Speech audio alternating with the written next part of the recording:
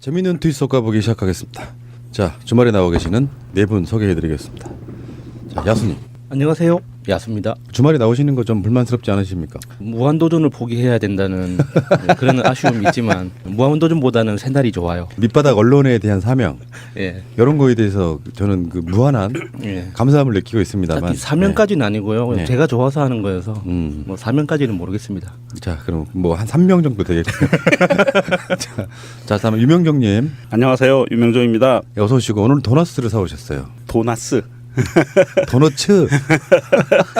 아니 우리 그 여성 동지들이 워낙 이 도너츠를 좋아해서 또 거기다가 또 제가 오늘은 또 묘하게 자금이 조금 남아요. 네, 그래요. 어디서 후원을 받아서 요즘 같은 세상에 참 복되신 분. 한 가지 인사를 하고 지나가야 될 것 같습니다. 그 인천 간석동에 사시는 그 애청자님 길거리에서 지나가는데 제 목소리를 듣고 유명종 씨냐고 그래서 저 화들짝 놀라게 했던 야밤에 반갑습니다. 많이 들어주세요.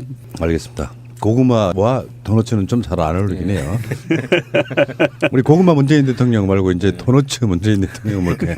뭔가 이렇게 운명적으로 엮인 것 같은 느낌. 달달한. 네. 다음에 희랑님 안녕하세요. 희락입니다. 어서 오시고요. 안녕하십니다. 이 톤 되게 좋아요. 이 톤. 안녕하세요. 희락입니다. 그거 말고 딱 이 톤. 한 번 더 해봐요. 안녕하세요. 희락입니다. 아주 톤 좋아요. 이게 이제 약간 좀 평론가적 그런 톤. 다음에 우리 마차님 안녕하세요. 마차입니다. 똑같나요? 우전 좀 올리세요. 잠겨가지고 방송을 하고. 발 떨어지지 않을 정도로만. 이건 안 올려도 발이 떨어져요. 프랑스 대선 이야기는 정말 재밌었어요. 예. 우리가 듣도 보도 못한 이야기를 하니까 사실 국내 정치 문제만 갖고도 굉장히 많은 이야기를 할 수 있는데 그렇다 보니까 국제 정치는 잘 모르잖아요. 예. 그럴 때 이제 희랑님이나 마차님의 시각이 필요한 거죠. 예. 저분들이 저 생긴 건 완전 동양인데 그 시각은 굉장히 서양스러운 사람들이에요. 글로벌 하시는. 글로벌? 글로벌 아주. 아 오늘 왜 이래 도나스에 글로벌해 왜 그래? 도나스. 친근감 있는데 왜 그러세요? 예. 아 글로벌 뉴스 하시는 분들이 왜 이러세요? 글로벌 뉴스. 희랑님한테 한번 영어 한번 배우시 바랍니다. 글로벌 뉴스. 예, 글로벌 뉴스. 예. 글로발을 잘 쓰고 계십니다. 네. 웃어야지 이럴 땐.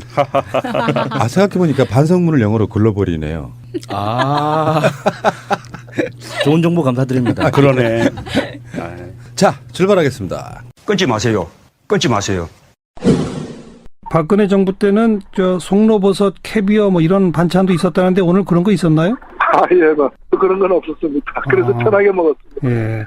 그 후식을 김정숙 여사가 직접 만든 걸 내시겠다고 했는데 예, 굉장히 놀랐습니다. 그래서 뭐였어요? 뭐 생전 처음 먹어보는 건데 예. 인삼을 그 통째로 예. 10시간 정도 이렇게 고아서 그 뭐 대추물이나 꿀로 절였다 그러는데요. 예. 일종의 뭐 인삼 강정이라고 부르는 건데, 예, 그걸 뭐 몇 점씩 맛있게 먹고 또 올 때 그걸 좀 쌓아주셔가지고, 예. 예, 김영란법에 저촉되지 않은 범위 내에서 선물을 받았습니다. 노회찬 정의당 원내대표가 놀라웠다? 놀라웠다. 서프라이즈. 그러면서 서프라이즈 하면서 송로버섯 캐비어 같은 거 없어서 편하게 먹었대요. 그것도 다 먹어본 적이 없어가지고 뭐가 불편한지도 모르겠네요. 아 그냥 그러면 그럴 줄 알아요. 뭐 우리 같은 사람들이 뭐 언제 먹겠어. 최근에 그 가짜뉴스 돌았죠. 박근혜 씨가 감옥에서 엄청난 만찬을 먹고 있다고. 예. 그거 가짜뉴스라고 요즘에 나오고 있는 건데. 가짜뉴스였어요. 그 송로버섯 이야기도 그때 나와서 정치라고 하는 게 뭐 정치적인 뭐 연대 협치 검찰 개혁 이런 것도 재밌지만 때로는 정치 언저리에서 나오는 이런 이야기들이 훨씬 더 역사를 끌어가는 일종의 문화적인 트렌드가 될 수도 있거든요. 송로버섯으로 대표됐던 그렇다고 박근혜 씨가 송로버섯을 먹고 그것만 먹고 뭔가를 했겠어요? 평상시 때 그렇게 호화 만찬만 즐겼겠냐고요. 아 그 저기 그 알려진 바에 따르면 박근혜 씨는 그 송로버섯하고 캐비어를 자기가 정말 아끼는 사람한테만 주는. 그리고 별로인 사람한테는 안 주는 그런 요리였던 것 같아요. 우리 할머니도 그러신 분 중에 한 분이었는데 할머니들은 광이나 이런데 깊숙하게 짱 박아놓고 있다가 정말 그 귀한 손님 오면은 꺼내주던 뭐 그런 것도 있었죠. 오늘 이야기의 패턴이 재밌네요. 네. 도나스, 광, 뭐 그러니까 광 모르세요? 모르신 분 손. 조금 있으면 뒷칸도 나오겠는데. 광은 온돌이 들어가지 않는 마룻바닥으로 된 방이에요. 그러니까 창고? 아니 창고도 아니지. 창고는 이제 그래. 일반적으로 땅 위에 만들어진 게 창고고 네. 광은 온돌이 안 들어가야 돼. 마룻바닥으로만 돼 있어 되게 시원한 방이에요. 옛날에 냉장고가 없던 시절에는 주로 그런 광에다가 그런 거를 이렇게 보관했었죠. 현대 한국 소설에서 많이 봤네요. 그렇죠. 우리가 산업화 시대에 태어나고 막 자라고 그런 세대라서 그런 그 도시화와 농업의 모든 걸 경험한 사람들이라 난 굉장히 축복받은 세대라고 생각을 해요. 예. 시골에 태어나가지고요. 같은 시기에 비슷한 또래 여자분들이나 남자분들이 서울 출신이잖아요. 그러면 얼마나 차이가 나냐면 내가 봐서 한 30년 차이 나. 맞아요. 우리 동네엔 텔레비가 없었다? 전기가 안 들어왔다 그러면 깜짝 놀래. 왜냐하면 서울에 그 시절에 사람들은 텔레비도 있고 전기도 들어왔었거든요. 이게 문화적 차이가 지체, 딜레이가 막 심하게 있었던 거죠. 어렸을 때 차를 타는 거를 상상을 못 했었어요. 그래서 우리 어렸을 때 그 흙길로 3년 차가 다니면 애들이 코찔찔이 애들이 쫓아다녔었어요. 3년 차 본 적은 있습니다. 네, 3년 차를 아시아 자동차에서 나온 건데 그거를 뒤를 막 쫓아다니면서 그 흙먼지를 마시는 그 기분에 미세먼지 아니고 그냥 먼지를 그냥. 흙먼지와 매연 그런 적도 있었고요. 네. 우리도 뭐 우리 시골에도 텔레비전은 저희도 조금 그 아주 가난하진 않아서 4학년 때인가 텔레비전을 처음 샀어요. 흑백 텔레비전을. 그럼 소독차도 막 이렇게 따라다녀주셨겠네요. 소독차는 최근의 일이죠. 아 그래요? 근데 아마 그 김정숙 여사의 인삼광장으로 좀 돌아오시길 바라고요. 네. 기사를 보니까 블로그 있죠. 그 요리 블로그 그런 네. 느낌이에요. 이 사진 그 앵글이나 딱 각도나 이 사진 컷들도 이 청와대에 누군가 직원이 찍었을 텐데 이게 뭔가 감각이 있네요. 이게 정확하게 아이고 음식하고 사람이 같이 딱 배치되면서 전문 사진가예요. 왜 그러세요? 우리나라에서 내놓으라는 사진가세요. 이게 블로그 필이 나느냐 안 나느냐가 중요한 거거든요. 이게 언론 보도용 사진이 아니고 이게 블로그 컨셉이라고 잡고 찍은 것 같아요. 이게 그 김영란법 저촉되는 것 때문에 5만 원 이하로 해서 선물을 주셨는데요. 인건비로 치면은 5만 원 훨씬 넘을 것 같은데. 아 그거는 이제 인건비니까 인건비는 본인이 하셨으니까 여사께서. 근데 이 인삼을 저희는 이제 그 강화 출신들은 이런 거를 종종 먹었어요. 인삼이 많이 나서. 그런데 굉장히 공이 많이 들어가는 거예요. 이 인삼 전과라는 게요? 예. 인삼을 보통은 이제 이렇게 인삼 전과들을 보면 작은 편으로 나오거든요. 이 썰어서 나오는데 이거는 이제 통째로 보통 보면 이제 한 3년근이나 5년근 인삼, 3년이나 5년 키운 거예요. 그런 인삼을 통째로 전과를 만드는 건데 굉장히 이거는 그러니까 정성이 없으면 못 하는 거예요. 이거 되게 그 궁금한 게요. 지금 내가 알고 있는 인삼광장은 인삼 뿌리 좀 가는 거 있죠. 네. 요거를 밀가루 같은 데다가 튀김옷 입혀가지고 튀겨서 달달한 걸로 만드는 그런 강정인 줄 알았더니 아니야. 그래서 네. 강정이고요. 이게 전과라서 대추물에다가 대추물을 먼저 우려야 돼요. 그리고 그 물로 이 인삼을 넣고 10시간 동안 달여야 되는 거예요. 그래서 이거를 전과로 만드는 그러니까 거예요. 노회찬 대표가 강정이라고 했기 때문에 지금 이게 혼란이 생긴 거예요. 예. 아 괜찮아요. 전과나 강정이나 뭐 어떻습니까? 근데 원래 메뉴는 그건 이제 그 디저트였고 네. 원래 메뉴는 비빔밥이었다고 해요. 비빔밥 이게 문재인 대통령께서 그 5월 18일 날 광주에서 육회 비빔밥을 드셨잖아요. 그리고 나가지고 이게 비빔밥에 이게 맛을 들이신 것 같아요.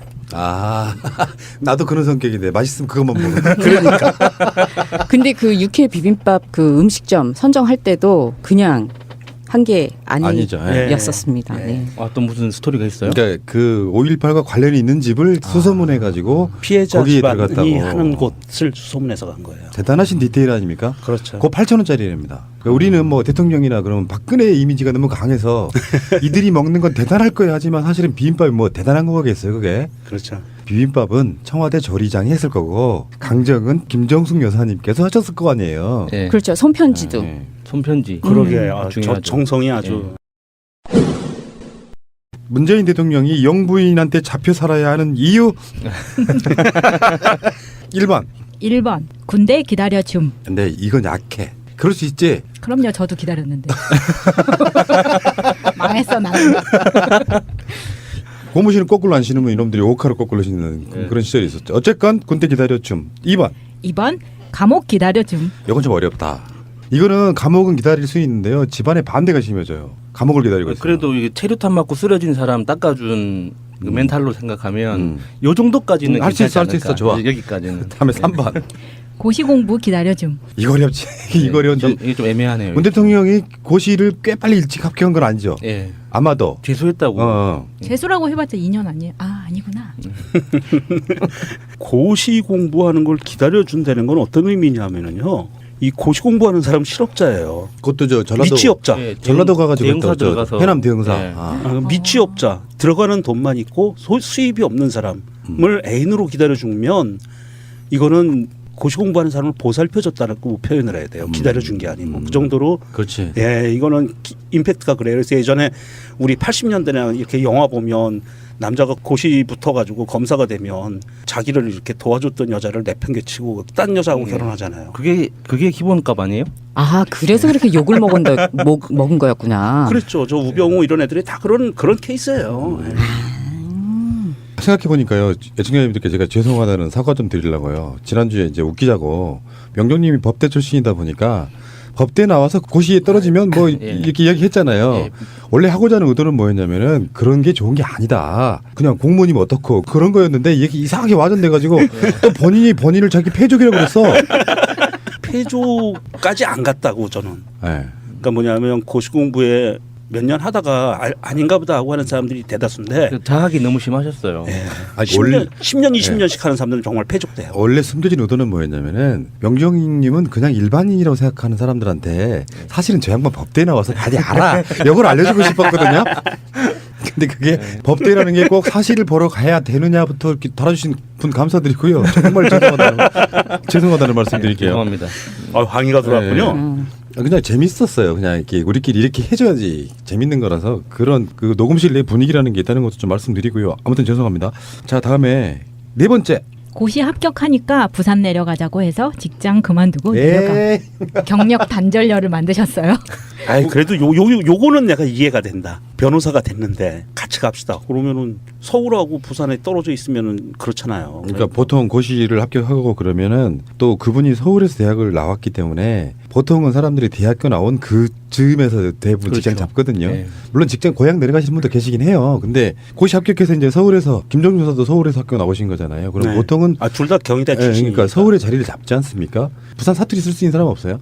제가 해볼까요? 네. 뭐라고 문재인 합니까? 대통령 톤으로 해야 돼요. 비슷해야 됩니다. 김정숙 여사에게 부산 내려가자를 그런 톤으로 한번 해봐요. 한번 만들어봐요. 장작 한번 해보세요. 가자. 아니지 어때? 아니지 간다. 아니죠, 그냥 가자. 자, 가자. 그러면 이 상황을 고시까지 합격했어. 아 가자. 너무 좋아가지고 지금 김정숙 여사는 이제 친정 되시는 쪽에다가 막 자랑도 하고 그랬어. 본인도 지금 그 시립에 들어가셨고. 그런 상황인데 갑자기 문재인 대통령이 김정숙 여사랑 한 대화를 한번 들어보겠습니다. 부산 사투리 가능하신 분 한 대화 한번 해보세요. 여사님은 서울 서울 분이시잖아요. 서울 사람이 없네. 그러네. 미국 막 광주 막 아이. 아이 제일 가까운 강화 근데 남자야. 남자야. 한번 해봐요. 어쨌든 여자분 우리 희랑님만 해봐요. 그래요. 여보 이제 우리 진짜 편하게 살겠다. 아우 좋아. 가자. 어디요? 부산. 어디요? 가야 돼. 어디요? 부산. 해운대 해수욕하러 가? 아니, 저희 보통 이런 스타일이에요. 네. 아 정말 그래요? 네. 그럴 것 같지는 않고 아마 그 다정다감한 스타일이면은 예, 그럼 갈까? 아니 부산이라고 말한 것 자체 가자라고 그러니까는 간다. 제가 말한 건 아까 간다라고 했잖아요. 그게 부산이고 가자라고까지 한 게 굉장히 다정한 거라고 저는 알고 있어요. 근데 문재인 그 당시 변호사께서는 굉장히 더 다정했을 것 같아요. 보통 그 부산 사람이면 그 시절에 부산 분이면 그냥 집에 들어가서 그러죠. 짐 싸라. 짐 싸. 그러면은요, 저 문재인 대통령 성대모사가 가능한 분이 밖에 계시거든요. 저분한테 그 성대모사로 한번 잠깐만 좀 자리를 한번 빌려주시기 바랍니다. 자, 문재인 대통령께서 서면 보고하시겠습니다. 문재인 대통령 톤으로 김정숙 여사에게 사업고시 합격했는데 부산 가자는 말을 대충 만들어 한번 해봐요. 이제 우리도 살만할 것 같긴 한데 그래도 부산에 내려가야겠지요? 감사합니다. 네. 좀 실망스럽긴 하시겠지만 그래도 어쩔 수 없지요? 네. 직장 남편분이 그만두겠습니다. 없으신 것 같고요. 우리 방송에 대통령이 있다는 거 굉장히 자랑스럽네요. 새날에 대통령께서 나오셔서 서면 보고를 하셨어요. 자, 어쨌든 간에 그러면 정말 실망스럽겠죠. 네. 근데 그게 정반대일 수도 있어.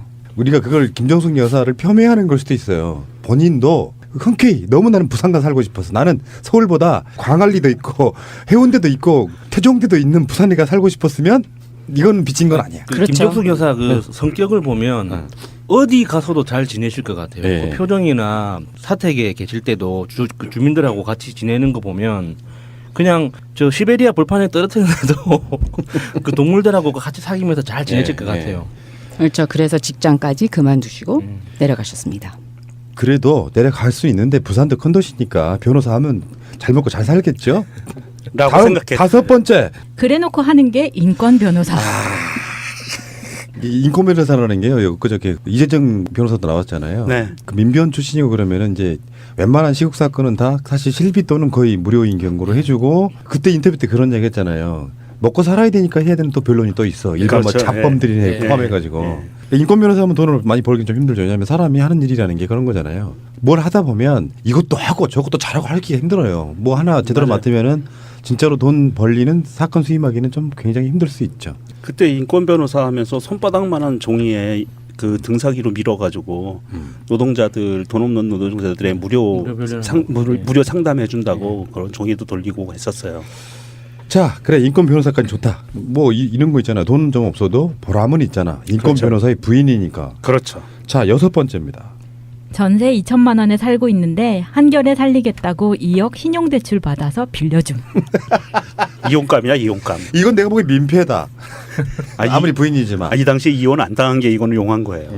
김정숙 여사가 굉장히 능력이 좀 출중하신 분이시네요. 신용대출 2억을 받았다고 하면 내가 봤을 때는 이거 굉장한 신용도를 갖고 있는 분 아닙니까? 이거 문재인 변호사 신용도 아닌가요?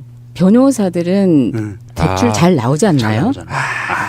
그러니까 저는 이런 신용이 없어서 이런 2억을 대출을 못 받아봐서 모르는데 그거 별로 안 좋아요. 어떻게 그러니까 김정숙 여사가 대출을 받아서 문재인 대통령한테 빌려줬다는 거예요? 그건 아닌 것 같고 이제 문재인 변호사가 신용대출을 받아서 한결에한테 그러니까 이제 그때는 이미 결혼해서 살고 있으니까 예. 한 가족이니까 부인의 허락을 맡아야 되는 상황에서 예. 그렇게 하시라고 이렇게 허락을 해준 그런 측면인 거죠. 나는 이제 결혼 안 한 상태라고 생각을 한 거예요 지금. 자, 그래 속속죠 여기까지. 그리고 또 문제가 한결이라는 게 상당히 걸리는데 그건 다른 에피소드에서. 자, 다음에 7번째. 청와대 들어가니까 백화점 출입도 못하게 함. 요거는 지금 그 민정수석이나 청와대 비서실장 할 때 이야기인 것 같죠. 네. 이게 이런 거 있어요. 제가 들은 이야기인데요.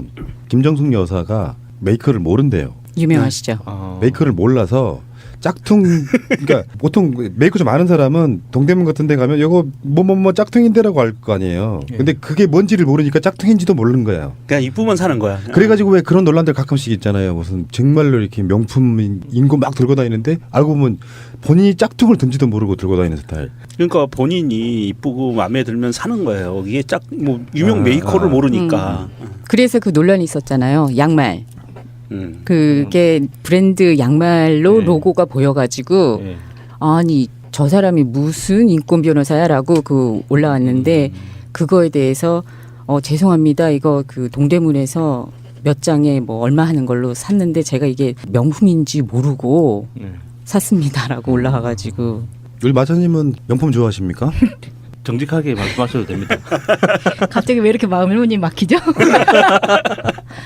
실제로 두 분한테 한번 물어볼게요. 여자들은 명품 하나씩 2개씩은 갖고 싶어 하죠? 갖고 특히 싶어 백. 하죠. 그것을 뭐 명품이라고 갖고 싶어 하는 게 아니고 보니까 이뻐서 사니까 보니까 명품이더라. 그건 이제 재력이 있는 분 이야기고.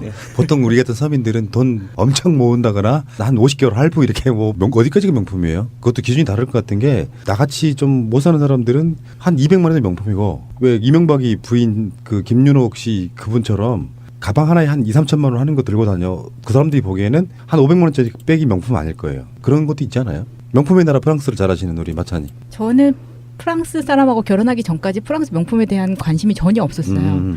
그런데 오히려 강남 한복판에서 회사를 다니면서 그 분위기가 저를 그렇게 만들더라고요. 없으면 안 되게. 네. 하나도 아니죠. 보통 이제 이게 컬렉션이 돼 갖고 몇 그럼요. 개씩 사게 되죠. 네. 그렇구나.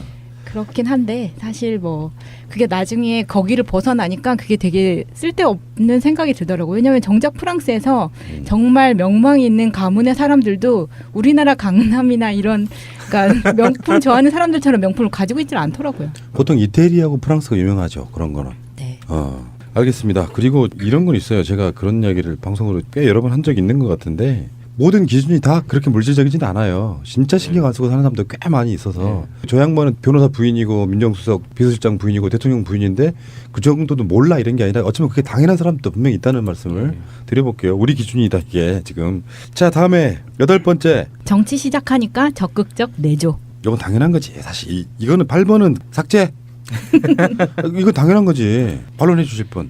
정치 시작하니까 적극적 내조 말고. 일단 고시 합격한 순간부터 내조는 들어갈 것 같아요. 그냥 직장 그만두고 부산 내려가자라는 말 나오기 전에 오빠 나 직장 그만두고 우리 부산 가서 개업하자라고 얘기했을 것 같아요. 자 다음에 추가로 또 올라온 게 있네요. 9번째. 생활이 넉넉지 않은데 후원금은 많이 냄. 속 터지겠다. 진짜. 후원금 이건 정말 무지막지하게 내셨더라고요. 그 MBN에서 했던 다큐멘터리 보니까 그 당시 돈으로 한 달에 최소 200만 원에서 300만 원 정도는 여기저기 꾸준하게 후원금을 내셨다고 하더라고요. 청약 통장도 만들지 못하게 하시고. 오른손이 하는 일을 왼손이 모르게 하라 이런 이야기처럼 선행은 밖으로 막 드러내는 건 아닌데 사실 지금은 이제 정권 교체가 됐으니까요. 막 그 엄혹했던 시절이 불과 2, 3년 전까지만 해도 아니지 1년 전까지만 해도 막 이럴 때 시절에는 사실 우리의 연대감이라는 게 좀 있었거든요. 지금도 어느 정도 있다고 생각이 드는데 서로 힘드니까 조그마한 단체, 진보 단체나 무슨 관련된 언론사들 막 후원하고 그랬었잖아요. 네. 저는 아직까지 그거 한 번도 끊지 않고 지금도 계속 나가고 있거든요. 몇만 원짜리 있지만 다 합쳐보면 거의 한 10개에서 한 12개 정도 되는. 누구나 다 그 정도는 하지 않았어요? 만 원짜리든 2만 원짜리든 5만 원짜리든 그런 식으로 이렇게 매달 나가는 후원금. 예, 있긴 있죠. 예. 예. 그렇게 해왔던 것이 사실 그 연대감으로 살아온 거고 문재인 대통령 같은 경우는 이제 변호사시니까 좀 많이 내신 거라고 생각이 드는데 자기 생활이 안 될 정도면 이건 좀 과한 일종의 병 아닙니까? 어쨌거나 뭐 잘 사셨으니 일단 살아냈으니까 여기까지 왔겠죠. 그런데 그게 그 연대하고 후원을 시작하다 보면은 늘어나기는 해도 끊기가 굉장히 어렵잖아요. 그렇죠. 네. 이게 끊는다는 게 맞아요. 이게 정말 이렇게 설득이 안 돼요. 스스로에게 잘 안 돼요. 그러니까 나 지금 이번 달 생활비가 깐당깐당해도 그래도 뭐 예를 들어 커피 2잔을 덜 마셔서 네. 10,000원이 될 거야라고 해가지고 하나를 더 늘린다든지라고는 해도 끊는 거는 좀 매우 힘들잖아요. 그러니까 열 몇 개라고 해봐야 그 중에 한 5개는 만 원짜리이기 때문에 네. 총통 해봐야 한 20만 원 정도 11조 개념 같은 걸로 그렇게 내는 것도 나쁘진 않은데요. 대통령님 너무하셨어요. 다음에 10번째. 친구 고시 공부 지원. 무슨 소리예요? 어떤 분을 지원하신 거예요? 이게 고등학교 친구 그 미담에 나온 그 다리가 불편해서 없고 소풍 갔다는 친구분 있죠. 이분인데 김정학 씨라는 분인데 이분이 서울중앙지법 부장판사예요. 그러니까 사법연수원 18기 출신이고 이분을 문재인 그때 변호사가 2년 동안 그 고시 공부를 도와준 거예요. 그래서 이 양반이 고시 공부에서 패스해서 유명한 그 변호사가 아주 판사가 된 거죠. 11번째 이거 결정적이야 이거. 프로포즈도 안 함. 심지어 여사님이 하게 만들었어. 대답했으면 됐죠. 뭐 굳이 뭐. 이게 그 본인은 생활이 넉넉지 않으니까 프로포즈를 못했던 것 같아요 그 당시에. 그래서 이제 이 김정숙 여사께서 그걸 알고 아니, 프로포즈라는 것 자체가 이게 말이 안 되는 거죠. 이미 결혼하기로 했는데. 자 프로포즈 논쟁 예. 시작하겠습니다. 프로포즈 필요하다고 생각하는 분. 필요하죠. 그러니까 뭐라고 해야 되나 제가 아직 결혼을 안 해봐서 잘 모르겠는데요. 결혼 안 하셨어요? 네. 참 알고 있구나. 그러니까 프로포즈 안 해서 결혼 못한 거예요. 아 그런 건가? 이게 보통 우리나라 사람들은 보통 이 결혼 날짜를 잡아놓고 프로포즈를 하잖아요. 예? 그건 잘못됐긴 했어. 예. 그 말 예. 맞아요. 그러니까 결혼하자, 콜, 데스, 가자, 끝나는 거지. 그러니까 이게 프로포즈 개념을 정리 좀 합시다. 예, 예. 실제로 프로포즈는 결혼하자고 하는 것이 프로포즈잖아요. 예, 예. 근데 한국의 대부분의 여자분들은 정식으로 형식을 갖춰주길 바래요. 그래요? 그게 드라마나 영화 때문인 것 같아요, 사실. 필요 없는 네. 것 같은데. 그러니까 뭐 어쩌다 보면 사귀다 보면 우리는 당연히 결혼할 거라고 느끼는 사람들한테 예, 예. 그게 태도 문제라는 거예요. 내가 항상 말하는 것처럼 좋은 태도를 가지고 와서 정식으로 나랑 결혼해 줄래를 뭔가 대단한 이벤트를 만들어 줘야 된다고 생각하는 거 있잖아요. 선상 이벤트 뭐 이벤트 그러니까 이거 여자 측에서 원하면 해야죠. 제가 봤을 때는 누구나 원해요. 근데 남자친구의 여력이나 상황을 봐가면서 무리하면 좀 화를 낼 수도 있겠지만 열과 성을 다해서 프로포즈 하는 건 난 당연하다고 생각해요. 상대방에 대한 예의 같은 건데 이게 너무 이제 이벤트로 흐르는 게 좀 그래서 그렇지. 나물님의 트윗입니다. 아무도 궁금해하지 않을 사실 말해본다.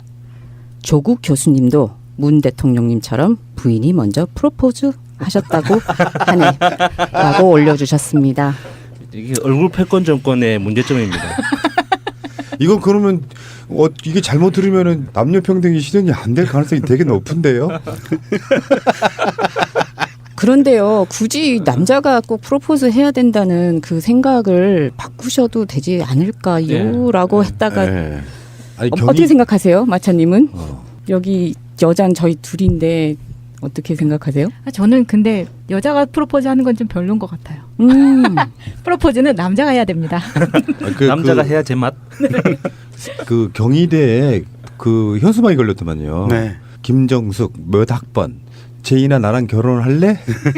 문재인 몇 학번 무슨 과 벽학 무슨 몇 학번? 그래 뭐 이렇게 걸렸더라고요.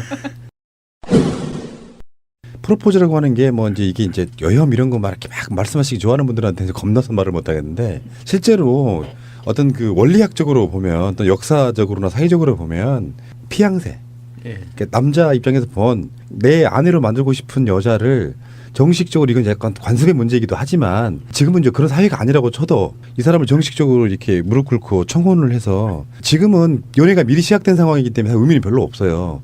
그게 그런 것들이 시작이라는 게 아주 기본적으로는 거의 처음 본 사람 또는 보기는 봤는데 전혀 잘 알지 못하는 사람한테 가서 나랑 결혼해 줄래 이렇게 하는 게 사실은 정상적인 청혼인 거잖아요. 근데 아까 말한 그 괴리감이 거기서 나오는 건데 어째 그렇다 치더라도 여자분들에게는 제가 항상 주장하는 것처럼 여자는 명물의 동물입니다. 오늘 정치 이야기 안 해도 돼요. 여자에 대한 좀 강의를 좀 해드리자고 하면 여자라고 하는 동물이 남자라고 하는 동물보다는 훨씬 더 인간의 형식을 갖추고 있어요. 아니 그거는 맞아요. 그러니까 실제로 설득되고 있어요. 가장 지구상에 존재하는 가장 모든 생명체 중에 가장 진화한 게 인간 중에서 여자라는 게 정설이에요. 그러니까 그 여자라고 하는 그 뇌 구조 속에 보면 인간의 품위를 되게 갖추고 싶어하는 일종의 그걸 명분의 동물이라고 해요. 그러니까 속마음은 여자가 남자를 훨씬 좋아하지만 정말로 똑똑한 남자는 그 여자를 내가 너를 더 좋아해서 데려가는 거야라고 상대방을 애우해 주는 것이 인간에 대한 도리 같은 거라고 생각이 듭니다. 그래서 따라와 뭐 나랑 살기 싫으면 살고 이런 식으로 보통 여자들을 대했던 분들 말고 이왕 살 거면 격식을 좀 갖춰서 여자분이 생각지도 못한 곳에 데리고 가서 그러니까 이게 평생에 한 번 있는 거라서 그런 식으로 왜 보면 한 번이라고 정말 그 경상도 사람들은 그것도 고정관념이에요. 그 여자분한테는 아니 그 두 쌍에게는 그렇게 정리합시다. 그렇지. 뭐 좋은 건 많이 하면 좋죠. 그래서 뭔가 이게 그런 거야. 여러분들은 좀 남자분들이 쑥스러움 많이 타니까 뭘 못 하는데 오늘 이제 트위터 가보 이걸로 끝날게요. 재밌는데 이게 남자라고 하는 입장에서 상대방한테 뭘 비싼 걸 사주는 것은 난 두 번째 문제라고 생각합니다. 물론 싼 거 사주는 것보다 비싼 거 사주는 게 좋겠죠. 근데 여자가 감동하는 건 딱 하나예요. 얼마나 고민했느냐예요. 이거를 준비하려고 얼마나 고민했을까 생각하면 거기에 감동하는 거거든요. 여자한테 돈을 100만 원, 200만 원씩 용돈으로 팍팍 쏜다고 해서 감동하지 않습니다. 그건 한두 번이에요. 맨날 주는 사람한테 무슨 감동을 하겠어요. 그래서 돈을 엄청 많은 남편을 가진 여자가 처음에는 돈 많은 것 때문에 반해서 시집을 갔는데 결혼을 했는데 나중에는 뭐에 실망하냐면은 그 모든 걸 다 돈으로 해결하려고 하는 것 때문에 남편은 나한테 나를 위해서 어떤 고민도 하지 않는다에 실망해요. 그게 이제 사람의 어떤 구조를 갖고 있는 거거든. 그러니까 프로포즈라고 하는 게 비싼 거 막 그런 거 있잖아. 막 전광판을 산다거나.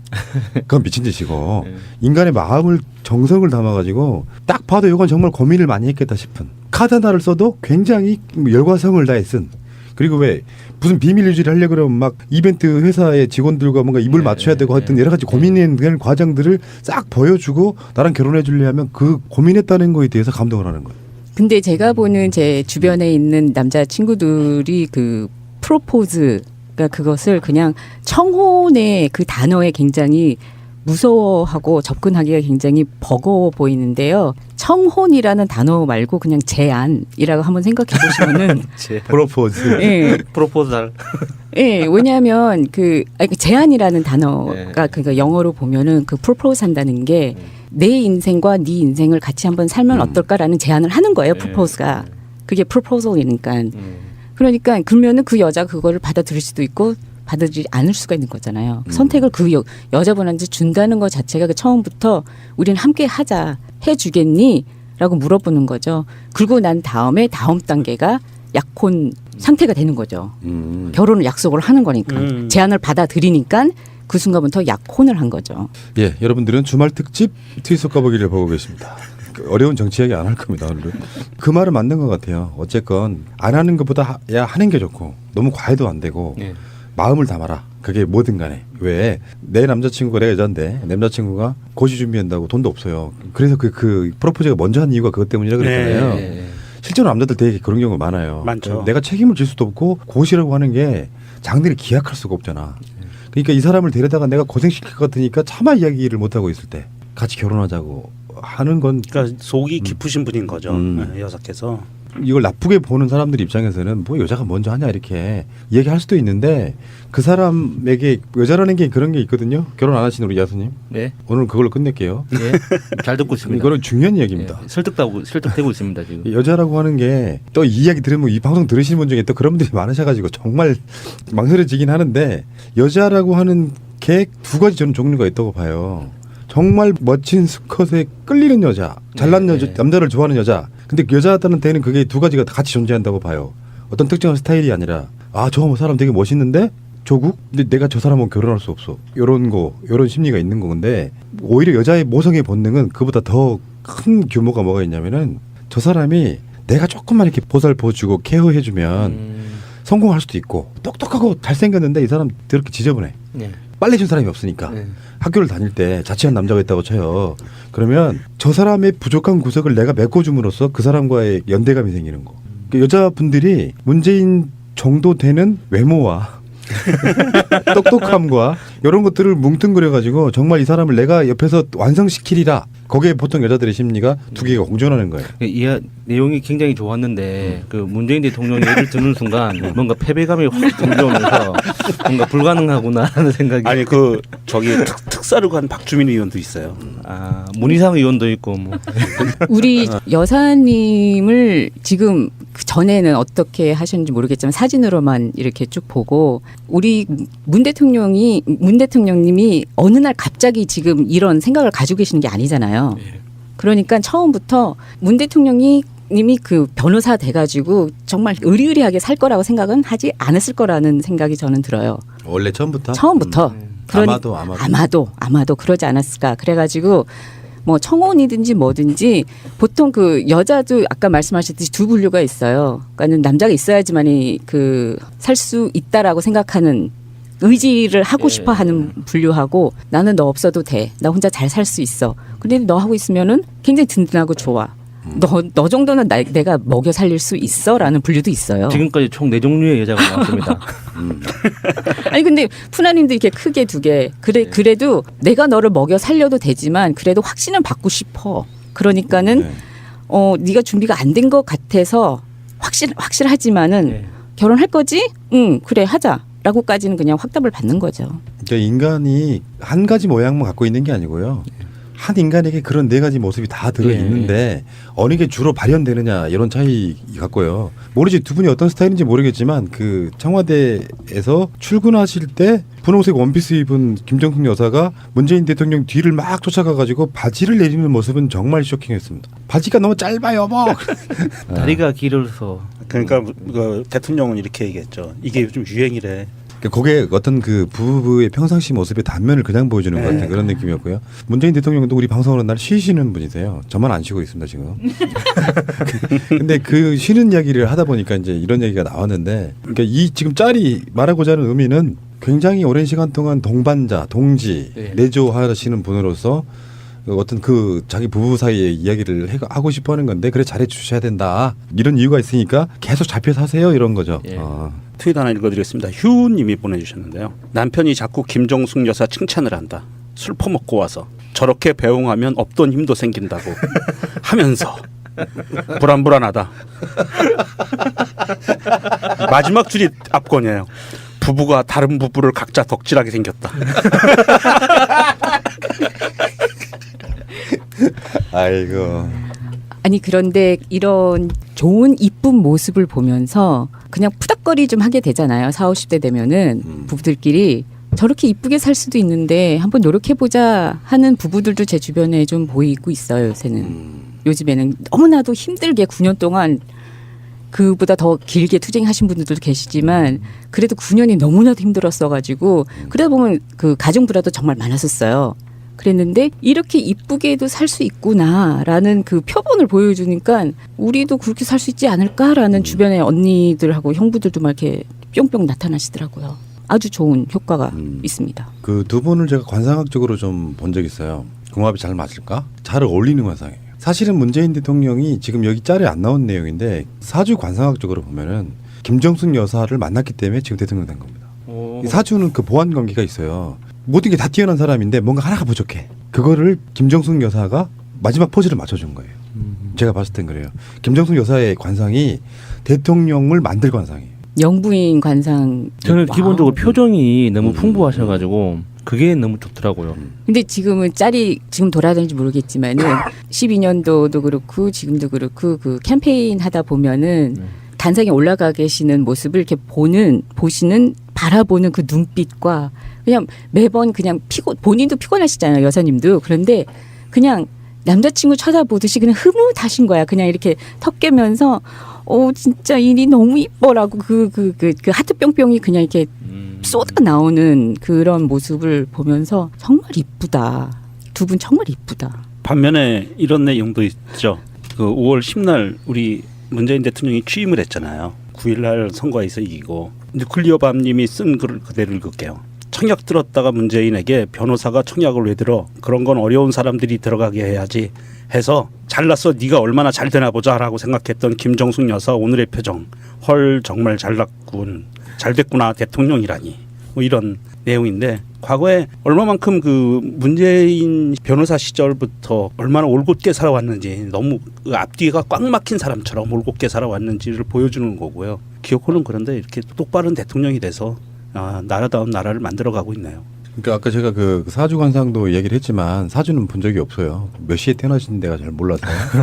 국가기밀이에요. 네, 사주. 예. 근데 관상학적으로 보면 그렇다는 게 그런 거예요. 실제로 문재인 대통령 같은 스타일들이 만약에요. 김정숙 여사 같은 분을 만나지 않고요. 다른 유형의 사람을 만났으면 어떻게 됐을까요? 뭐 김윤옥이라든지 아니, 이순자라든지. 사실 김윤옥의 내용은 모르겠는데 일단 박근혜. 그러면 그냥 폐인되는 거예요. 박근혜 폐인되죠. 그래서 부부 사이에 궁합이 중요한 겁니다. 빈무덤 이님의 트윗입니다. 유쾌한 정숙 씨의 명랑하고 활달한 성격은 그분의 살아온 삶의 표지다. 그녀가 학창 시절 밤마다 변두리 버스 종점 안내양 숙소에서 야학 봉사했다는 동기생 증언이다. 가난하고 힘든 노동에 정서적으로 메말라지기 쉬운 안내양들을 음악으로 희망을 되살려 주었다고 한다라고 올려주셨습니다.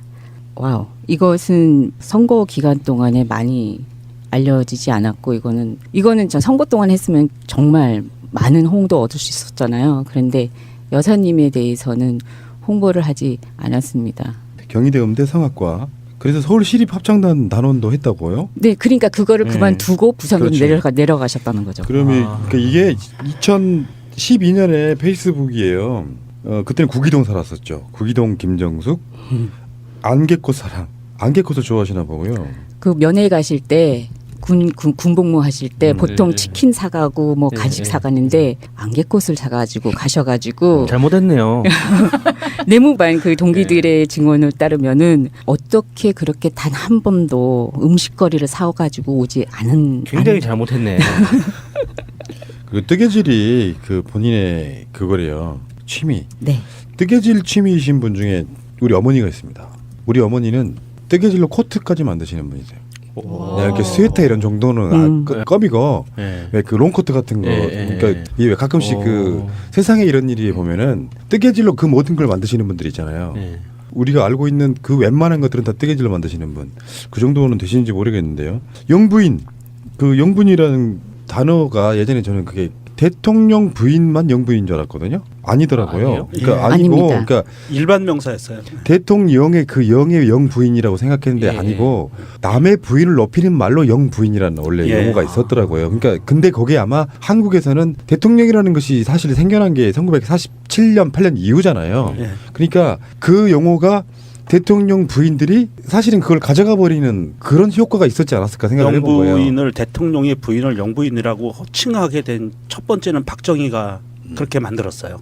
그래서 일반적인 그 남의 부인에 대한 높임말로서의 영부인을 쓰다가 박정희가 독재 정권하에서 유경수를 영부인이라고 불러버리게 하니까 그 영부인이 대통령의 부인이 돼버린 거예요. 그러니까 영부인의 영자가 대통령할 때 명령할 때 영자라고 사람들이 착각을 하는데 그게 아니에요. 그래서 그 대통령의 부인이 영부인이 아니고 남의 부인을 높여서 일컫는 말인데 그러면 우리나라 우리 현대사에서 왜곡된 거죠. 생활 속에서 두루두루 써도 되겠네요. 그렇죠. 그러니까 귀부인. 내 친구를 만났는데 예. 친구한테 술자리에서 자네 영부인은 잘 계신가? 그 맞는 말이에요 표현이 사실은. 예, 앞으로 맞아요. 써먹어야겠네. 재밌겠는데요? 근데 이제 호칭 인플레에 관해서 뭐 짤막하게 이야기하자 그러면 청와대에서 이번에 영부인이라고 부르지 마시고 김정숙 여사라고 불러주는 게 맞다라고 이렇게 왜 그랬냐면요. 이런 게 내 부인을 올려줘 내려줘가 아니고 언론들이 호칭에 대해서 혼용해서 쓰고 헷갈려 하니까 우리는 굳이 김정숙 영부인 김정숙 이렇게 혼용하게 쓰지 마시고 그냥 또 영부인이라고 하는 말은 누구누구의 아내란 개념이잖아요. 예. 그래서 누구누구의 아내가 아니라 주체로서의 김정숙 여사로 불러주십시오라고 이야기를 했는데 거기에 대한 설왕설래도 엄청 많았어요. 최근에 밑바닥에서는 여사라고 말 안 하는 언론들까지 포함해가지고 막 굉장히 얽히는 이상한 관계가 만들어졌죠. 제가 장래희망이 영부인이었는데 취소해야겠네요. 지금 이루신 거잖아요. 젠장. 아니 프랑스에서 가능하세요. 프랑스 대통령도 뭐 가능하시지 뭐. 인삼 강정이 지금 여기까지 왔습니다. 지금 50분을 넘게 지나고 있습니다. 그래서 주말 특집이 돼버린 겁니다. 앞으로 나무님은 그 청혼을 어떻게 하셨어요? 그게요. 기억이 안 나요. 뭐야? 여태까지 강의를 멋지게 해놨는데. 아니 그러니까 내가 한이 돼서 그래요. 아니 나 같은 경우는요. 내가 사는 집에 들어왔어요. 그냥 최고의 프로포즈지. 여자의 프로포즈. 잘난 남자들이 이래. 같이 살자고 짐 싸고 와버렸어요. 그거 어떻게 내가 프로포즈를 왜 합니까? 거의 김정숙 여사를 끄네. 그러네. 뭐 계속 잘할 것이지. 그리고 프로포즈에 대해서 기억에 남는 분, 자기가 당사자였던 이야기 한번 해봐요. 그게 이야기할 만한 거리가 있는 분. 저는 연애하다가 대전을 여행을 갔다가 아침에 새벽에 갔다가 저녁 때 올라오는데 해가 뉘엿뉘엿 지는데 노을이 참 멋있더라고요. 그래가지고 옆에 태우고 갔다가 우리 결혼할래? 그리고 끝났어요. 무미건조하게. 이상하더라고. 결혼할래가 아니었구나. 정확한 오딩은. 우리 같이 살래 그랬죠. 보통 그렇게 많이 이야기하죠. 네. 남자들 특히. 같이 살자? 같이 살자. 그러니까 나 결혼 아니었고 동거자 하자는 소리였어. 막 이렇게. 그 문의 알고 싶다. 운명 공식 트위터님의 트윗입니다. 면회 시간 내내 신문을 안고 있었다. 경남고가 야구대회 우승했다는 스포츠면이었다. 내가 기뻐할 뉴스를 가져온 곳이다. 아무리 야구를 좋아한들 수감된 처지에 관심이 있을까? 그런 생각을 한 아내가 귀여웠다. 문재인 자서전 운명에 나와 있는 글귀라고 하네요. 경남고 야구부에 대한 자기 학교에 대한 자부심이 강한 사람은 아마 그 시절에 대부분 그랬을걸요. 저희 고향에도 야구부 있는 팀들이 몇 개 있었는데 그쪽에 나오신 분들은 어떤 동문 개념으로서 자기 학교 야구부가 전국 대회에서 어떤 성적을 거두는지가 굉장히 중요하신 분들이 있었어요. 감옥이라 그랬죠. 네. 그러니까 감옥에서 있는데 신문 같은 거 며칠이 지났는지 그날 나온 건지는 모르지만 그 경남고 야구부가 어떤 성적을 거뒀는지 신문으로 지어준다는 건 참 대단한 그 배려시네요. 그 짤 아까 그 11번까지 프로포즈 안 했다는 것까지 했었잖아요. 몇 개가 더 있네요. 술 취한 남자랑 뽀뽀도 함. 맞다. 프리허그하고 돌아다님. 이사하는 날 등산 가버림. 그러네. 맞아. 술 취한 남자랑 뽀뽀했고 맞아. 우리 희정이. 희정이. 이거 오해할 수 있겠다. 이게 만약에 이 사인 간의 관계라 그러면 네. 뭐 그 정도는 이사하는 날에 없어져 주는 것도 고마웠고 지금 안티로 가야 돼. 너무나도 이쁘게 살고 있어. 땀난자고 뽀뽀하는 건 어때요, 마차님? 그게 안희정 지사라면 상관없다고 생각합니다. 그건 다 유명한 사람들의 얘기가 중계까지 됐으니까 예. 뭐 오해할 게 없는데 내 남편이 희정이랑 뽀뽀했대. 이거 굉장히 오해할 수가 있잖아요. 그러네. 희정이라고 그러면. 희정이라고요. 그러니까 희정이 2년. 원순이 인연 이런 사람. 그리고 프리허그 그냥 사진만 봤으면은 그렇지. 그 김정숙 여사 젊었을 때 사진 보면요. 지금 이제 나이 좀 드셔가지고 이렇게 좀 후덕해지셨잖아요. 그런 느낌 삘나더라고요. 젊었을 때 사진 보면은 그 서울에서 내려온 시골 애들이 보면 환상적인 왜 이렇게 뽀해가지고 진짜 서울에서 내려온 부잣집 딸내미 그런 느낌이더라고요. 얼굴 그리고 명랑한. 그리고 관상학적으로도 보면 굉장히 귀티나는 상이에요. 지금 이제 나이 연세 좀 드셨고 환갑이 넘으셨으니까 그래도 환갑이 넘으신 분 치고는 좀 우아하죠. 이분은 그냥 제가 아는 외국인 지인 분들도 그러더라고요. 그냥 딱 봐도 급이 다르게 그냥 우아함이 그냥 뚝뚝뚝뚝 아우라가 나온다고 보인다고 하더라고요.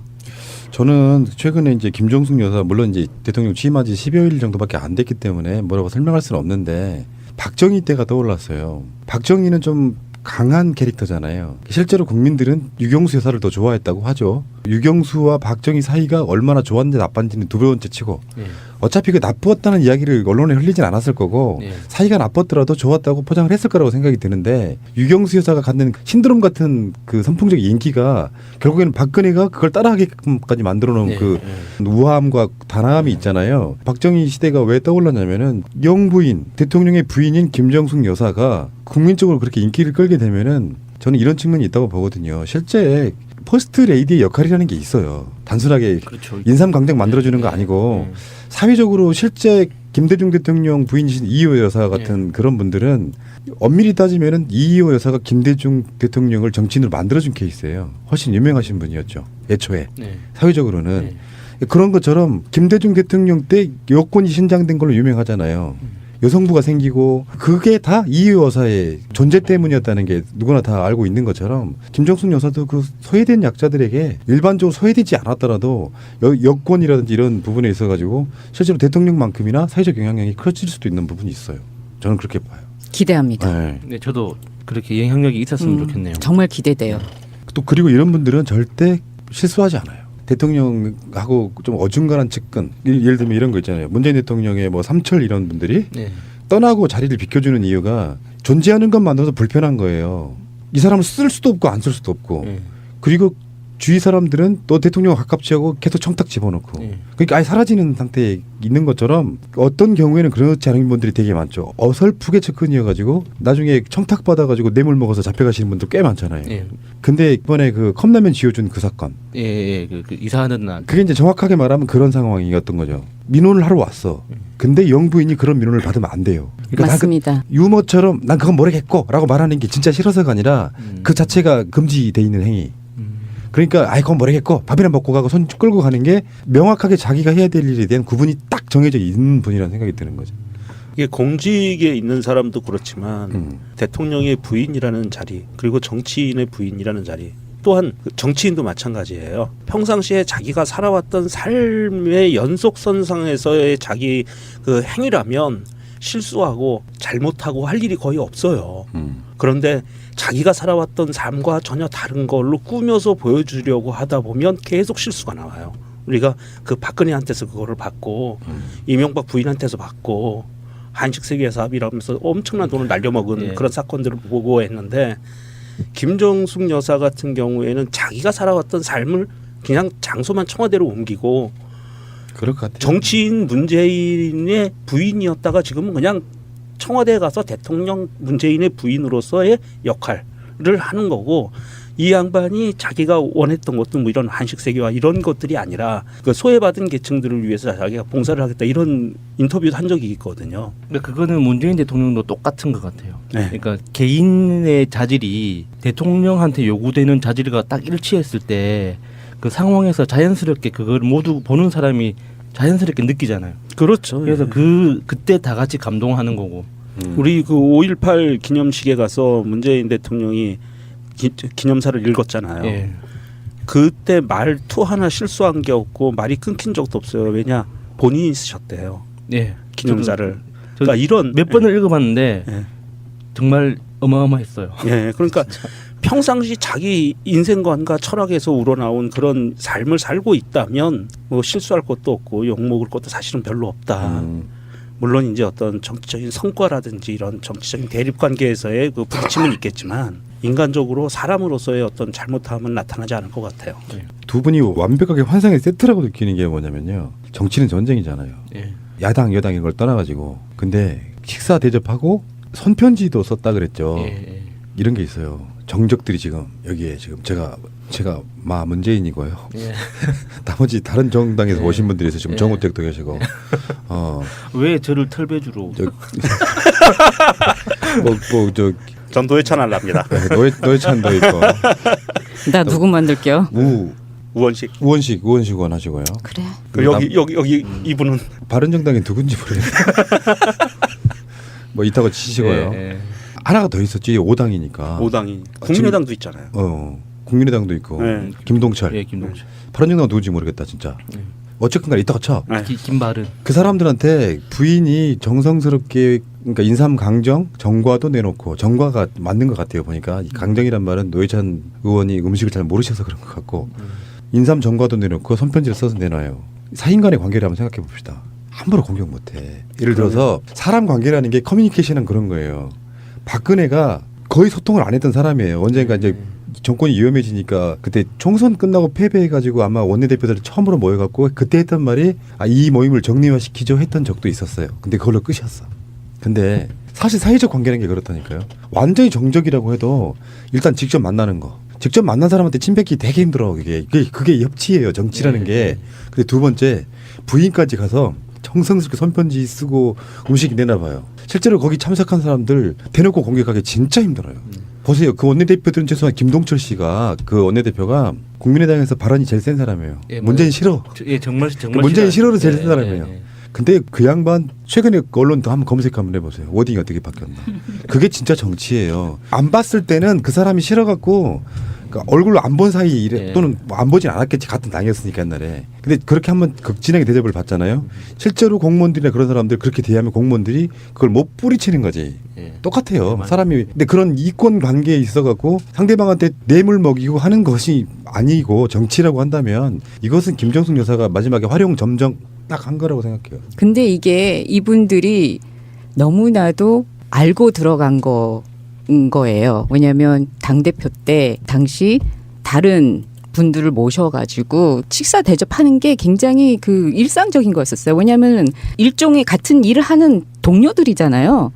동료들을 우리 집에 데려다가 식사 대접하고 하는 걸 그렇게 낯선 행동을 하신 게 아닌 거예요, 이번이. 주말이라 그러니까 지금 방송 들으시는 거는 이제 일요일이기 때문에 주말에 뭐 골치 아픈 뭐 김진태 이야기, 홍준표 이야기 하기 싫어서 정말 부드러운 이야기로 한번 해봤습니다. 정치가 없는 정치 이야기 뭐 이런 거라고 보는데 굉장히 훌륭한 어떤 미담이 좀 전해지고 있고요. 대통령이 마음에 안 들어도 영부인 때문이라도 정권 지지한다 이런 날이 올지도 몰라요. 왜냐하면 결국에는 문재인 대통령도 언젠가는 또 이렇게 칭찬받지 못할 날이 올 수도 있습니다. 이럴 때 역할을 굉장히 잘해주시는 김정숙 여사님 되시기 바라고요. 새가 날아든다는 김정숙 씨라고 하지 않습니다. 여사님. 사람에게 있어서 누군가가 감정을 갖고요. 제가 단적인 예를 저는 저를 들어볼게요. 박근혜 씨라고 거의 한 80% 90% 이상 불러왔을 거예요. 4년 동안. 예. 대통령이란 말을 절대 쓰지 않았고 박근혜 씨라고 불렀어요. 내가 할 수 있는 최소의 애우예요. 그런데 사람마다 그 호칭에 대한 무게가 다른 겁니다. 사실은. 근데 내가 상대방에 대한 좋으면요. 그러니까 가장 먼저 하는 것 중에 하나가 그 사람의 직책이나 직업이나 이런 걸 불러주는 거예요. 70대 고령의 부모님이 아들이 퇴근해 오는 그런 대가족 가장에 들어올 때 이런 경우 꽤 있죠. 김 박사 왔는가, 김 교수 왔는가, 박 사장 왔는가 이런 것들이 호칭으로 그 사람을 애우해 주는 거거든요. 그거 중요한 부분입니다. 내가 박근혜 씨 또는 대통령이라고 부르지 않았던 이유가 바로 그런 지점 때문이거든요. 그 말 호칭이 붙여지는 게 애우 같아서. 그 예전에 한나라당 국회의원들이 현직 대통령을 놓고 노무현이 했던 거 기록으로 엄청 남아 있거든요. 김무성 같은 자들도 노무현이가 뭐 좀 이렇게 했던 사람들이 꽤 있었단 말이에요. 그러다 보니까 내가 원했건 원하지 않았건 정말 쿨하게는 누구도 씨라고 부르는 게 틀리지 않습니다. 대통령 문재인 씨 맞을 수 있는데 내가 틀렸다고 해? 그게 아니라 사회적 분위기나 흐름이 상대에 대해서 내가 애정을 갖고 호칭을 하는지 아닌지에 대한 그 기본적인 기준이 되기 때문에 문재인 대통령이라고 부르는, 저는 심지어는 최근에는 그냥 문재인이라고만 써도 돼요. 에피소드 제목에 지금 자세히 보시면 여러분 거의 대부분 다 문재인 대통령이라고 쓰고 있거든요. 길이가 굉장히 길지 않으면 그게 이제 그분에 대한 일종의 존경심의 표현 같은 거니까 뭐 영부인이라고 부르지 말랬다 해서 영부인 안 부르고 이런 걸 떠나서 그냥 내가 애호할 수 있는 만큼 최고로 애호해주면 상대방도 나한테 주는 게 있거든요. 그렇죠. 일하러 나와서 누가 누구한테 이름을 막 부르는 건 친구는 할 수 있어요. 직장 생활할 때 제 기억에 동기가 있는데 박 PD 이렇게 불러주는 거하고 예를 들어 야수야 이렇게 부르는 거하고 달라요. 직장에서도 그렇게 호칭이 있는데 그 개념이 없는 분들이 좀 계시더라. 이게 정확하게 여사라는 그 호칭이 그 한자로 여자 할 때 여에다가 그 사자가 어떤 사자? 스승사자죠. 아니에요. 박사 할 때 그 역사할 때 사자일걸요. 역사. 그 예전에 그 제가 그 전태일 열사 친모이신 그 이소선 어머니하고 그 많이 자주 만나고 이렇게 교류를 했었는데 그 어머니가 항상 불만이었어요. 왜 자기를 여사라고 부르냐고. 그러니까 나는 그러니까 어떤 그 여사라는 게 어떤 직업을 지칭하는 것도 아니고 그냥 너무 애매하다는 거예요. 그래서 나는 그냥 내 직업은 어머니인데 나는 이 노동자들의 어머니로 불리는 게 좋고 그래서 내 자식들이 다 노동 그 현장에 있으니까 내 직업이 어머니인데 왜 여사라고 부르냐고. 그래서 저보고 막 몇 번씩 물어보셨거든요. 너는 여사가 무슨 뜻인지 아냐? 원래 뜻이 중국 옛날 중국 여기에서 이제 일종의 직책 중에 하나였대요. 황제나 왕 이 사람들한테 그 빈들 또는 비 그러니까 정비가 있고 빈들이 있잖아요. 이 사람들의 동침할 순서를 정해주는 그런 역할을 하던 공식 직책이었답니다. 여사가. 그러다가 나중에 시간이 꽤 많이 지나면서 고위 관료의 부인을 일컫는 말로 바뀌었대요. 그 변천사로만 보면 되게 재미있긴 한데 여사의 호칭은 맞네요. 그럼 고위 관료의 배우자면 그렇죠. 예, 거기에다가 그 역사 사자가 맞는데 가장 많이 쓰는 이게 명사로 분류가 되는데 국어사전에서 첫 번째로 나오는 것은 결혼한 여자를 높여 부르는 말 이게 처음으로 나와요. 예, 그래서 이게 가장 많이 쓰이는 용례에 따라 나오거든요. 같은 말이잖아요. 영부인하고 여사랑 같은 말이잖아요. 자, 알겠습니다. 재밌네요. 이렇게 토론을 날로 먹어야 돼. 스트레스도 좀 덜 받고요. 예. 즐거운 일요일입니다. 여러분들 팟캐스트만 듣지 마시고요. 저희 다운로드 안 나와도 되니까 가족들과 애인과 함께 날씨 좋은 날 더 더워지기 전에 외출하시기 바랍니다. 프로포즈도 하시고요. 그러니까요.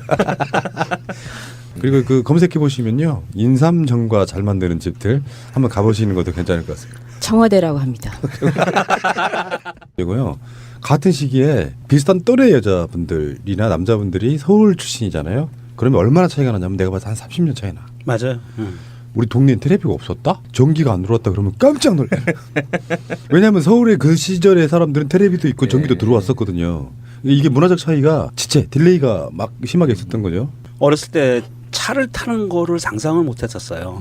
그래서 우리 어렸을 때 그 흙길로 3년 차가 다니면 애들이 코찔찔이 애들이 쫓아다녔어요. 3년 차 본 적은 있습니다. 네, 3년 차를 아시아 자동차에서 나온 건데 그거를 뒤를 막 쫓아다니면서 그 흙먼지를 마시는 그 기분에 미세먼지 아니고 그냥 먼지를 그냥 흙먼지와 매연 그런 적도 있었고요.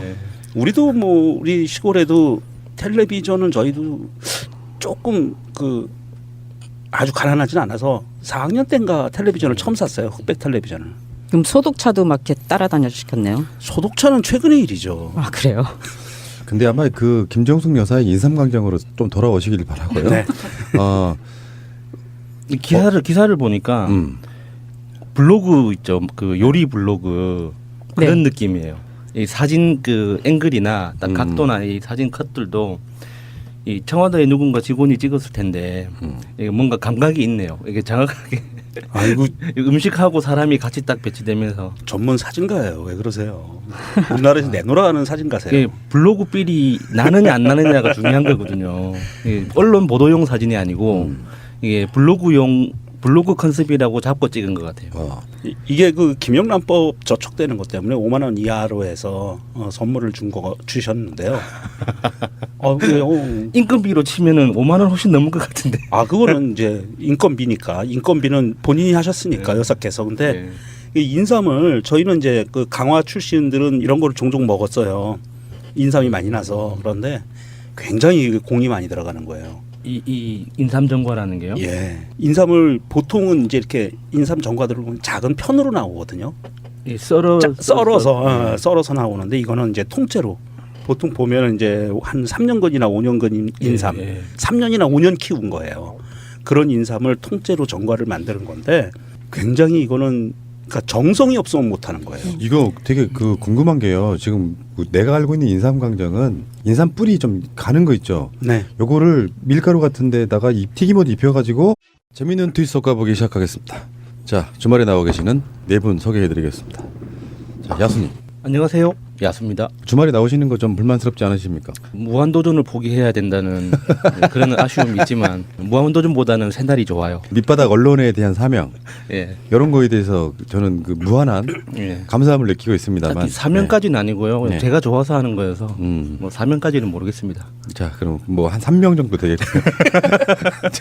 자, 다음에 유명정님. 안녕하세요. 유명정입니다. 어서 오시고 오늘 도너스를 사오셨어요. 도나스. 도너츠. 아니 우리 그 여성 동지들이 워낙 이 도너츠를 좋아해서 또 거기다가 또 제가 오늘은 또 묘하게 자금이 조금 남아요. 네, 그래요? 어디서 후원을 받아서 요즘 같은 세상에 참 복되신 분. 한 가지 인사를 하고 지나가야 될 것 같습니다. 그 인천 간석동에 사시는 그 애청자님 길거리에서 지나가는데 제 목소리를 듣고 유명종 씨냐고 그래서 저 화들짝 놀라게 했던 야밤에 반갑습니다. 많이 들어주세요. 알겠습니다. 고구마와 도너츠는 좀 잘 안 어울리긴 해요. 우리 고구마 문재인 대통령 말고 이제 도너츠 문재인 대통령 뭐 이렇게 뭔가 이렇게 운명적으로 엮인 것 같은 느낌. 달달한. 네. 다음에 희랑님. 안녕하세요. 희락입니다. 어서 오시고요. 안녕하십니다. 이 톤 되게 좋아요. 이 톤. 안녕하세요. 희락입니다. 그거 말고 딱 이 톤. 한 번 더 해봐요. 안녕하세요. 희락입니다. 아주 톤 좋아요. 이게 이제 약간 좀 평론가적 그런 톤. 다음에 우리 마차님. 안녕하세요. 마차입니다. 똑같나요? 우전 좀 올리세요. 잠겨가지고 방송을 하고. 발 떨어지지 않을 정도로만. 이건 안 올려도 발이 떨어져요. 프랑스 대선 이야기는 정말 재밌었어요. 예. 우리가 듣도 보도 못한 이야기를 하니까 사실 국내 정치 문제만 갖고도 굉장히 많은 이야기를 할 수 있는데 그렇다 보니까 국제 정치는 잘 모르잖아요. 예. 그럴 때 이제 희랑님이나 마차님의 시각이 필요한 거죠. 예. 저분들이 저 생긴 건 완전 동양인데 그 시각은 굉장히 서양스러운 사람들이에요. 글로벌 하시. 글로벌? 글로벌 아주. 아, 오늘 왜 이래 도나스에 글로벌해 왜 그래? 도나스. 친근감 있는데 왜 그러세요? 예. 아, 글로벌 뉴스 하시는 분들이 왜 이러세요? 글로벌 뉴스. 희랑님한테 한번 영어 한번 배우시 바랍니다. 글로벌 뉴스. 네, 글로벌 뉴스. 네. 글로발을 잘 쓰고 계십니다. 네. 웃어야지 이럴 땐. 아, 생각해보니까 반성문을 영어로 글로벌이네요. 아, 좋은 정보 감사드립니다. 그러네. 자, 출발하겠습니다. 끊지 마세요. 이 붙어가지고 검사가 되면 자기를 이렇게 도와줬던 여자를 내팽개치고 딴 여자하고 결혼하잖아요. 그게 기본값 아니에요? 아, 그래서 그렇게 욕을 먹은 거였구나. 그렇죠. 저 우병우 이런 애들이 다 그런 케이스예요. 생각해보니까요, 애청자님들께 제가 죄송하다는 사과 좀 드리려고요. 지난주에 이제 웃기자고 명정님이 법대 출신이다 보니까 법대 나와서 고시에 떨어지면 뭐 이렇게 이야기했잖아요. 원래 하고자 하는 의도는 뭐였냐면은 그런 게 좋은 게 아니다. 그냥 공무원이면 어떻고 그런 거였는데 이게 이상하게 와전돼가지고 또 본인을 자기 패족이라고 그랬어. 폐조까지 안 갔다고 저는. 네. 그러니까 뭐냐면 고시 공부에 몇 년 하다가 아닌가 보다 하고 하는 사람들이 대다수인데 자학이 너무 심하셨어요. 아니, 10년, 20년씩 하는 사람들은 정말 폐족돼요. 원래 숨겨진 의도는 뭐였냐면은 명정님은 그냥 일반인이라고 생각하는 사람들한테 사실은 저 양반 법대에 나와서 다들 알아. 이걸 알려주고 싶었거든요. 근데 그게 법대라는 게 꼭 사실을 보러 가야 되느냐부터 이렇게 달아주신 분 감사드리고요. 정말 죄송하다는 말씀드릴게요. 죄송합니다. 항의가 들어왔군요. 그냥 재밌었어요. 그냥 이렇게 우리끼리 이렇게 해줘야지 재밌는 거라서 그런 그 녹음실 내 분위기라는 게 있다는 것도 좀 말씀드리고요. 아무튼 죄송합니다. 자, 다음에 네 번째. 고시 합격하니까 부산 내려가자고 해서 직장 그만두고 내려가 경력 단절녀를 만드셨어요. 아이 그래도 요거는 내가 이해가 된다. 변호사가 됐는데 같이 갑시다. 그러면은 서울하고 부산에 떨어져 있으면은 그렇잖아요. 그러니까 보통 고시를 합격하고 그러면은 또 그분이 서울에서 대학을 나왔기 때문에 보통은 사람들이 대학교 나온 그 즈음에서 대부분 직장 잡거든요. 네. 물론 직장 고향 내려가시는 분도 계시긴 해요. 근데 고시 합격해서 이제 서울에서 김정준 사도 서울에서 학교 나오신 거잖아요. 그럼 보통은 둘 다 경희대 출신이니까. 그러니까 서울에 자리를 잡지 않습니까? 부산 사투리 쓸 수 있는 사람 없어요? 제가 해볼까요? 네. 뭐라고 문재인 합니까? 대통령 톤으로 해야 돼요. 비슷해야 됩니다. 김정숙 여사에게 부산 내려가자를 그런 톤으로 한번 해봐요. 한번 만들어봐요. 장작 한번 해보세요. 가자. 아니지, 어때? 아니지. 간다. 아니죠, 그냥 가자. 가자. 그러면 이 상황을 고시까지 합격했어. 아, 가자. 너무 좋아가지고 지금 김정숙 여사는 이제 친정 되시는 쪽에다가 막 자랑도 하고 그랬어.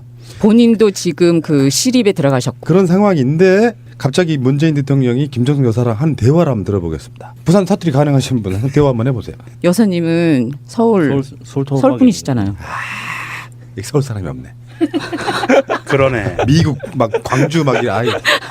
끊지 마세요. 박근혜 정부 때는 저 송로버섯, 캐비어 뭐 이런 반찬도 있었다는데 오늘 그런 거 있었나요? 예, 뭐 그런 건 없었습니다. 그래서 편하게 먹었습니다. 예. 그 후식을 김정숙 여사가 직접 만든 걸 내시겠다고 했는데 예, 굉장히 놀랐습니다. 뭐였어요? 저도 뭐 생전 처음 먹어보는 건데 예. 인삼을 그 통째로 예. 10시간 정도 이렇게 고아서 그 뭐 대추물이나 꿀로 절였다 그러는데요. 예. 일종의 뭐 인삼 강정이라고 부르는 건데, 예, 그걸 뭐 몇 점씩 맛있게 먹고 또 올 때 그걸 좀 쌓아주셔가지고, 예. 예, 김영란법에 저촉되지 않은 범위 내에서 선물을 받았습니다.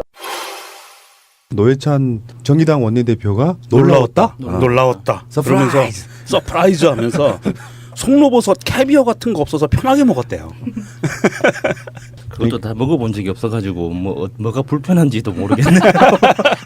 그냥 그러면 그럴 줄 알아요. 뭐 우리 같은 사람들이 뭐 언제 먹겠어. 최근에 그 가짜뉴스 돌았죠. 박근혜 씨가 감옥에서 엄청난 만찬을 먹고 있다고. 예. 그 가짜뉴스라고 요즘에 나오고 있는 건데. 가짜뉴스였어요. 그 송로버섯 이야기도 그때 나와서 정치라고 하는 게 뭐 정치적인 뭐 연대 협치 검찰 개혁 이런 것도 재밌지만 때로는 정치 언저리에서 나오는 이런 이야기들이 훨씬 더 역사를 끌어가는 일종의 문화적인 트렌드가 될 수도 있거든요.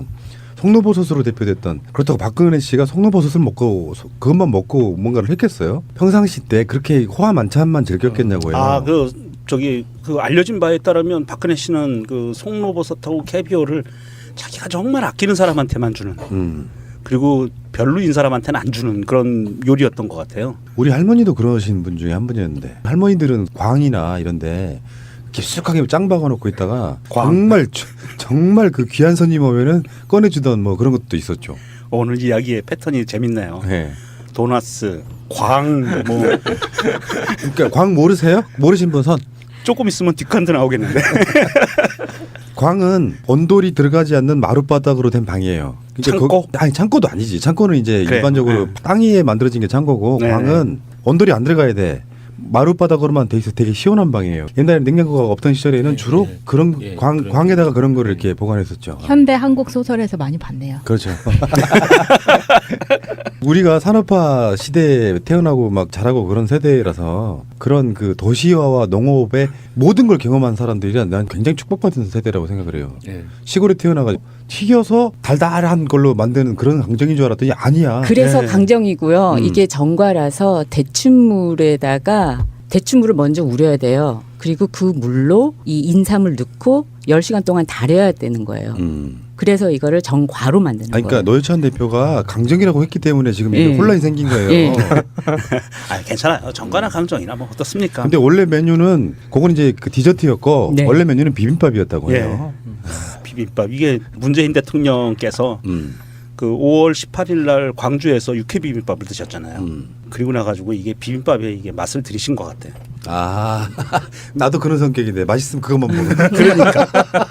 근데 그 육회 비빔밥 그 음식점 선정할 때도 그냥 한 게 아니죠. 아니었었습니다. 네. 또 무슨 스토리가 있어요? 그러니까 그 5.18과 관련이 있는 집을 수소문해 가지고 피해자 거기에 집안이 들어갔다고. 하는 곳을 수소문해서 간 거예요. 대단하신 디테일 아닙니까? 그렇죠. 그거 8,000원짜리랍니다. 그러니까 우리는 뭐 대통령이나 그러면 박근혜의 이미지가 너무 강해서 이들이 먹는 건 대단할 거야 하지만 사실은 비빔밥이 뭐 대단한 거겠어요, 그게. 그렇죠. 비빔밥은 청와대 조리장이 했을 거고 강정은 김정숙 여사님께서 하셨을 거 아니에요. 예. 그렇죠. 손편지도. 네. 손편지. 그러게 중요하죠. 정성이 아주.